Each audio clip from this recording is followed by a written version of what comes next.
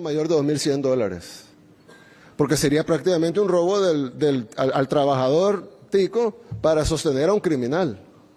Entonces, ya no es ahí viene el tema de los derechos humanos, de los que yo siempre digo, porque el criminal tiene derecho, ¿no? Hay que darle comida, hay que darle salud, hay que darle un lugar donde dormir, un lugar donde vivir, hay que cuidarlo, etcétera. Pero no más que al trabajador que probablemente además ha sido víctima del que está preso. Entonces, el sistema penal no puede costar más de $2.100 por preso. Sería inmoral. Y entiendo que cuesta más de $2.100 por preso. Más de $12.000 por preso por año, señor presidente. Usted está diciendo 2.600. 2.100. ¿Qué? 2.100. En términos prácticos, nosotros estamos gastando $1.200 aproximadamente al tipo de cambio del día de hoy por mes por preso, costo operativo. Sí, en lugar de 2.100 por año. En otras palabras, están gastando casi 2 salarios mínimos por reo. Es una injusticia para los costarricenses de bien, que son los que nos están viendo ahorita. Entonces, definitivamente hay que hacer, nosotros, de nuevo, con la humildad del caso, porque muchísimas cosas, bueno, ya incluso hablamos con el presidente de algunas cosas que vamos a hacer, que hemos venido a aprender. Pero si en algo podemos ayudar es que el sistema penal debe reformarse. Y si es importante, creeríamos nosotros, desde nuestro punto de vista, que el sistema penal debe ser completamente controlado por el gobierno. El sistema judicial decide si la persona es inocente o culpable. Eso así es en todos lados. Pero ya una vez declarado culpable, ya una vez sentenciado a una pena, debe ser el gobierno que debe administrar esa pena. Entiendo que aquí hay una especie de suprapoder sobre las penas, el cual pues bota toda la estructura. No se puede planificar si mañana me van a decir que tengo que cambiar esto por lo otro, o que si alguien tiene derecho a tener internet, o tener televisión, o tener tantas visitas íntimas al mes, o tanta cantidad de comida, o tanto tipo de comida. Y a mí me confunde a veces, porque me pongo a pensar, bueno, tal vez esta gente es muy buena, ¿no? Y ellos se preocupan por la comida de los presos. Y está bien, creo yo, que alguien tenga ese corazón y que a pesar de que sea un criminal, que ha asesinado y que ha violado y que ha robado y que ha asaltado y que ha sido violento, etcétera, pero bueno, vamos a tener humanidad, ¿no? Y vamos a pensar en su comida.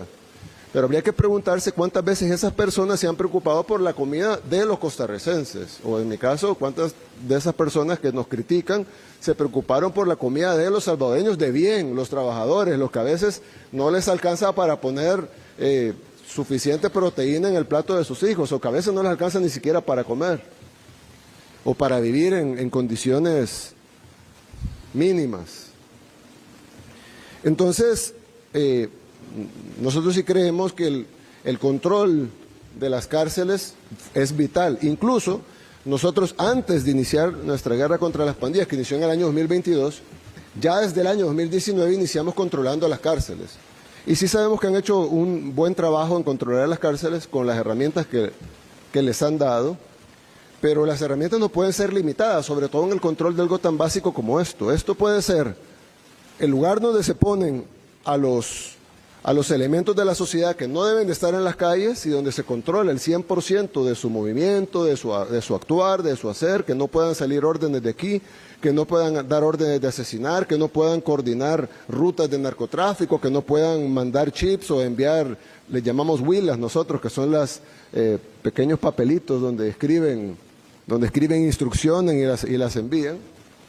O va a ser ese lugar donde se controla, o se van a convertir en cuarteles del crimen, como eran en El Salvador, en donde hasta transmitían por YouTube sus fiestas con prostitutas, con drogas, con luces de discoteca, dentro de los centros penales, y luego las transmitían en YouTube, y cualquiera puede buscar en YouTube los videos, y ahí va a haber videos del 2012, 2011, 2013, en YouTube de El Salvador, donde están bailando ahí las prostitutas en el centro penal, tienen striptease y todo.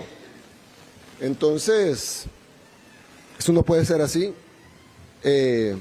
Los cárceles no pueden ser los cuarteles generales del crimen, tienen que ser los lugares donde se tienen a esos elementos de la sociedad que se deben de sacar.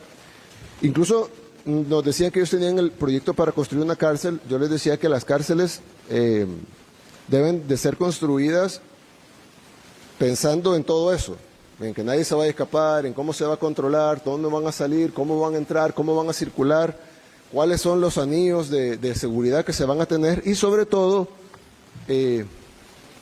ya que no todas las empresas hacen cárceles, debe de tener una forma amplia de contratación para poder hacer las cosas que se deben hacer y que salga en un presupuesto pequeño, pero bueno, eso ya sabrán las finanzas que tiene cada país. Nosotros hicimos la cárcel más grande de toda Latinoamérica para 40,000 reclusos a un costo bajísimo, pero fue básicamente porque la diseñamos nosotros, pues. La diseñamos pensando fuera de la caja y haciendo lo que se tenía que hacer. Y bueno, no estábamos inventando la rueda, pues cuántas cárceles no han habido en los últimos 1000 años como para tomar cientos de referencias excelentes para hacer un lugar del que nadie se puede escapar y que no pueda salir una orden.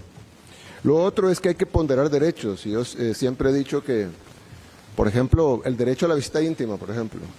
Yo creo que estamos de acuerdo que los presos deberían de tener derecho a la visita íntima. Pero si le están utilizando para enviar órdenes, entonces ¿cuál derecho se contrapone a cuál? ¿Se contrapone el derecho al reo de tener 15 visitas íntimas? ¿O se contrapone el derecho al pueblo de no estar recibiendo órdenes de ese preso de ser asesinados? ¿O de que un sicario vaya y los mate? ¿O de que vayan a cobrarle lo que les debe de la droga?